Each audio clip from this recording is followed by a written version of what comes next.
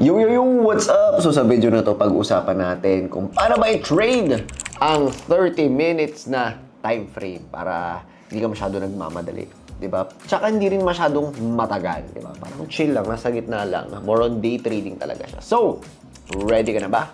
Let's go!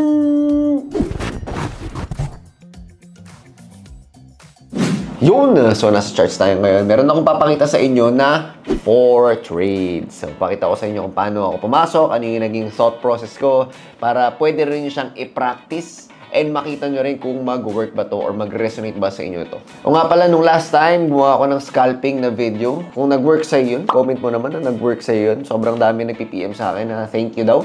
Nag-work daw yung scalping strategy, so I'm so happy for you. Kung hindi naman nag-work para sa yun, baka ito yung para sa iyo. More na medyo mas chill lang ng onte. Okay? Hindi masyadong mabilis. So ayan, dito tayo ngayon sa USD CAD. So explain ko lang yung naging thought process ko. Una, okay sana na pumasok tayo dito banda.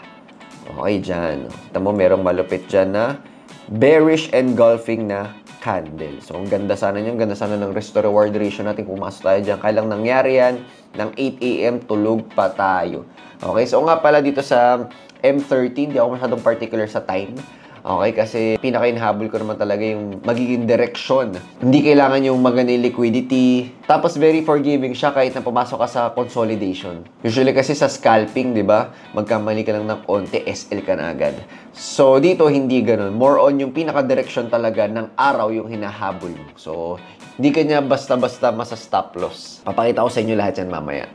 So, ayun. So, again, sana dito tayo pumasok. Pero again, 8 AM, kaya hindi tayo makapasok yan. So, dito tayo pumasok sa pangalawang higher low. Ayan, dyan tayo banda pumasok. So, ang unang-unang nangyari is nakita natin na downtrend siya. Ayan, meron tayong malupit na EMA. Dyan ang nagsasabing downtrend siya. At kahit na wala yung EMA na yan, makikita pa rin natin na downtrend siya kasi yan, pababa ang movement. Okay? So, yan, lagay ko lang ulit yung EMA. And then, from there, yan, dyan tayo pumasok. Ano yung naging candlestick confirmation natin? Itong shooting star. Okay. So, coach, kailangan ba lagi may candlestick confirmation? So, the answer to that question is, it is up to you. Depende. Kasi pwede mong ihalo yan sa confluence mo. For example, nakita mo naman na sobrang lakas ng support and resistance. Tapos nakita mo na nandun pa banda yung Fibonacci level. Tapos nandun pa yung EMA. So, baka hindi mo na kailangan ng candlestick confirmation. Tapos kung mag-add ka man ng candlestick confirmation dun sa mga yun, sobrang lupit na ng mga confluences mo. Marami na. So, yung iba, kahit na weakness lang, pumapasok ko sila kahit walang candlestick confirmation. For example, dito, yan, wala pang candlestick confirmation yan. For example, tanggalin muna natin itong maliit na shooting star to. Yan, pumapasok na sila. Lalo na kahit merong ditong red na kandila. Yan, may red na kandila dyan na hindi naman talaga perfect na bearish engulfing, pumapasok na sila. So, depende yun sa'yo. Okay, i-practice mo yan. Pero kung newbie ka, mas maganda, i-follow mo na lang na meron kang candlestick confirmation. Okay? So, ayan. So, another confluence, downtrend. Tapos, nasa area of alignment ba tayo? So, wala. Kasi ito yung area of alignment natin. Titignan natin. Ayan. Malakas na support na naging resistance level. Ayan. Okay. So, kung titingnan nyo, talagang binutas niya. Talagang nag-break ng support tapos bumalik. Okay? So, yung pinaka hindi ko masyadong gusto na break, retest, and na confirmation na sinasabi ng BRC is yung ganito lang kaliit. Okay? Pag ganyan lang, hindi ako pumapasok dyan. Okay, so at least sana mabutas talaga. Kasi kung ganyan, pwede pa yun maging false breakout at babalik pa siya. For example, pag ganyan, pag ganun. Okay, so yun yung para sa akin. Pero may iba, nag-trade din naman ng ganito at nag-work sa kanila. Depende yun sa'yo. Alright? So, ayun, dito na tayo ngayon and meron na tayong direction. Area of alignment, andito banda. Medyo na-late lang tayong onte. Tapos yung timing is, ayan, shooting star. And then yung exit natin is maganda sana above this pinaka-top. Ayan. So, maglagay ka lang ng konting allowance. So, ang maglagay kong allowance yun, maliit lang din. From here, nasa ayan, parang so, 17 to. Ayan. Around nasa 3 pips lang. So, maliit-liit lang. So, okay na rin yun. Okay. Tapos, yung risk reward natin nasa 1:2. Okay. So, kung titingnan nyo, bakit siya 1:2, bakit hindi ko ganyan, masyado nang lalayo yan sa EMA natin. Okay, so hindi ganun ka-likely na sobrang baba talaga siya. Alright? Well, kung paano ko siya tignan. So, depende pa rin sa'yo yun. Pero ako, yan, pinaka-safe talaga, 1:2 muna. Kapag newbie ka, 1:1 muna. Tapos, unti-unti mong papataasin yung risk to reward mo, 1:5, and magiging 1:2, mga ganun. Okay, so ano ba yung risk to reward para sa mga hindi nakakalam? Risk to reward, for example, dito, nag-risk ako ng around $1,000, for example, or sige, $100. Tapos, pag natalo ko dito, ang risk ko lang 100, so $100 yung talo ko. Kung 1:1, sabihin, tig-isa, 1:1 yung risk to reward ko, $100 lang din yung panalo ko. Either matatalo ko ng 100 or manalo ko ng 100. 1:1.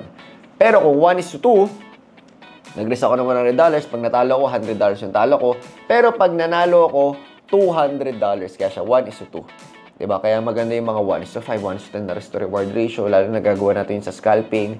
Diba? Pero syempre, medyo advanced na yun. Okay, so dito muna tayo, 1:1, 1:2. So next, ayan. So nakita nyo, nag-break, retest, confirm yan. Tawag dyan ni Coach Tim, BRC yan. Sikat na sikat yan sa TMT, BRC. Right, so GBP. Next natin, GBP USD yan. Kung titignan nyo, talo, no? Kung titignan nyo, same lang din naman siya dito. Diba? May break, retest. Tapos dito, malalakas na candles. Dito, malalakas din na candles. Tapos nag-retest. Ang kaibahan lang dito, from here, hindi ko napasukan to kasi 11 ng gabi to. So, hindi ko na-check tong trade na to. Kaya dito tayo pumasok banda sa pangalawang pullback. So, kung titingnan mo sa pangalawang pullback, sakto siya nasa resistance level na dating support. Tapos nagkaroon pa ng bearish engulfing na candlestick confirmation. So, kung meron kang question about candlestick confirmations, paano ba siya ginagamit, yan, itong video na to makakapagsagot yan. And then, ano ang nangyari? Ang ganda na sana, di ba? Ang ganda ng break, retest, tapos downtrend, di ba? Pero, ang nangyari, nagkaroon na ang tinatawag ng mga SMC traders na liquidity sweep. Okay? So, pwede nang tawagin false breakout, or talagang binutas lang muna or kinuha lang muna yung mga SL dyan or what. Kung paano man yan pwede gawa ng storya, depende na sa iyo kung paano mo siya naintindihan. So, sa atin, gawin na lang natin parang liquidity sweep. Ibig sabihin, naglagay tayo ng SL dyan. Okay? So, ngayon, kinuha yung pera natin, tapos tsaka siya dumire-diretso yan. Isang way yun. Or sabihin mo lang false breakout. Ganun lang kadali yun. So, nilagay ko dito 1:3 risk to reward. Yan, pwede rin namang 1:2. Pero yun, talo. Okay? So again, kahit gano'n kaganda yung setup mo, nasa trend, nasa support level, or resistance level, may candlestick confirmation, matatalo ka pa rin talaga. So ganoon talaga sa forex trading. Hindi talaga pwedeng perfect na panalo. Minsan kahit tama naman lahat ng ginawa mo, yung results ay talo. So wag mo i-judge yung skills mo, yung sarili mo, based sa iisang trade. Judge mo siya based sa lots of trades, 20, or isang buwan or isang taon. Okay? Huwag sa isang trade lang. So, ayun. Next tayo. Okay na tayo dito sa GBP USD. So, again, nasa 30 minutes time frame tayo. Baka tatanong ka. So, next natin is CAD JPY. Anong trade natin dito sa CAD JPY? Kanina, break and retest yung ginagawa natin. Ngayon, ayan. So, simpleng support and resistance lang. So, ang ginawa natin, meron tayong EMA dito. Pero, nag-sell tayo. Okay, so bakit tayo nag-sell? Okay, so ganito yan. Not necessarily, uptrend ang sinasabi ni EMA, magbabay ka na. Okay, depende yan kung paano mo tingnan yung market. Kasi yung indicator, hindi yan yung nagde-decide kung ano yung gagawin mo. Kasi iba pa rin yung nakikita mo, yung bigger picture. Kasi yung mga indicators, for example, dito sa EMA, ina-average lang niya yung 200 na candlesticks. So, wala siyang ibang isipin. Basta average ko lang yan, bahala ka na mag-predict. Ganun yung mga indicators. So, maganda, ikaw pa rin yung tumitingin sa market. Huwag ka masyadong aasa sa mga indicators. Alright, so paano natin to tinignan? Ano yung thought process natin? So, again, M, di natin sinunod kasi nga merong uptrend yan supposedly sa EMA. Pero again, pag tumingin tayo sa H1, ayan, tinan mo, ganun din downtrend din siya sa H1. So, ang tanong, ano ba yung susundan natin na time frame? Kasi for example, dito sa 30 minutes, lumagpas na siya sa EMA. So, uptrend na supposedly. Sa 1 hour, downtrend pa rin siya. Sa 4H, downtrend pa rin siya. Sa daily, downtrend pa rin siya. Okay? So, ano yung gagawin mo? Meron ka bang rule sa trading plan mo na kailangan lahat pare-pareho? If merong ganun, sundan mo lang yun.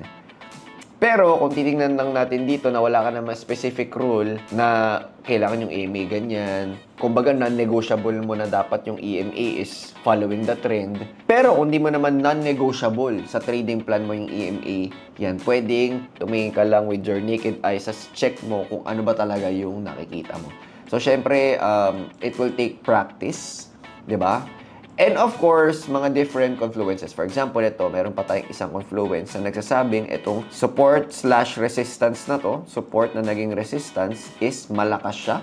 Paano ko masasabing malakas siya? Kasi from here, dumire-dire-diretso yung price. Ito pa malupit. Pag bumalik dyan ng isang beses, ibig sabihin fresh pa yung resistance level na yan, most likely, magre-react talaga yan. Hindi ko naman sinasabing todo siya pababa, pero magre-react at magre-react yung market dyan. Kapag merong magandang resistance level na ang nangyari is from this resistance level talagang bumaba. Ibig sabihin, maraming nagsisell dyan sa area na yan. Okay? Pwede mong sabihin supply level yan. Okay? So, ganun lang din. Meron tayong nagkaroon ng weakness, diba? So, ito, hindi ako nag-confirmation candle, pero for sure, sa mas mababang time frame, meron yung candle si confirmation. Ayan, ito. Merong bearish engulfing sa 5 minutes. Pero, again, basta kung makakita ko ng weakness, pwede na akong pumasok dun, lalo na kung malakas talaga yung resistance level. Okay? So, ayan. So, pumasok tayo. And then, nag-1 is to 3 risk to reward tayo kasi kung titignan mo yung Fibonacci, usually, kung talagang uptrend na yan, mag-Fibonacci tayo. Okay, so kahit dito lang banda, ayan. Diyan sa swing na yan, sa swing na to. Kung titignan mo, hindi tayo abot dito. So, safe pa rin yung 1 is to 3 na risk to reward ratio. So, ano ba yung Fibonacci? Ginagamit siya ng mga traders kapag magpupull back. For example, PAC, ito ginagamit nila, itong 0.5 to 0.618, tapos yan, aangat siyang ganun. Okay? So, pwede mo rin siyang gamitin sa iba't ibang situations or circumstances. So, katulad ito, ginamit ko siya para malaman ko kung saan ako magtitipi. Kung pwede ba ako mag 1 is to 3 na risk to reward. And pwede. So, ang nangyari is, nagtipi naman tayo. Pero, muntik-muntik pang hindi. Pero ang good news, ayan, 2 beses naman siya tinamaan. So, ang last trade natin ay ang NZD CAD. So, very similar lang, no? Hindi ko rin nasunod yung M, yung market trend, kasi uptrend na to supposedly, pero nag-sell tayo. Tapos, yung area of alignment natin is yung resistance level na to. And kung titingnan mo, dyan sa resistance level na yan, pak! Biglang dumire-diretso pababa. And then, never na ulit na touch until kahapon. Okay, mga trades ko pala itong kahapon, hindi ko man nasabi. Until kahapon, and then, ayun na nga, binalikan niya. And ano yung sabihin natin? Kapag malakas talaga yung resistance level, ibig sabihin, boom, talagang nag-bounce talaga siya, di ba? Parang yung bola, di ba? Parang pag binato mo siya sa ceiling, tapos biglang mag-bounce pa, ibig sabihin, malakas talaga yung resistance level na yun, yung ceiling na yan. Ganun din dito, most likely, magre-react talaga siya. Kaya pwede maghanap ng weakness sa mga candles or candlestick confirmation, tapos pasok tayo as sell. And then, syempre, 1 is to 2 lang muna kasi hindi natin alam kung pa-uptrend na talaga siya. Okay? Ang kinuha lang natin yung reaction niya dito sa malakas na resistance level na yan.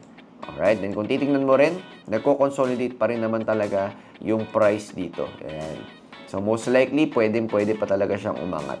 And then, kapag nag-break, ayan, dyan tayo kukuha ng buy naman. Alright? So, ayos ba?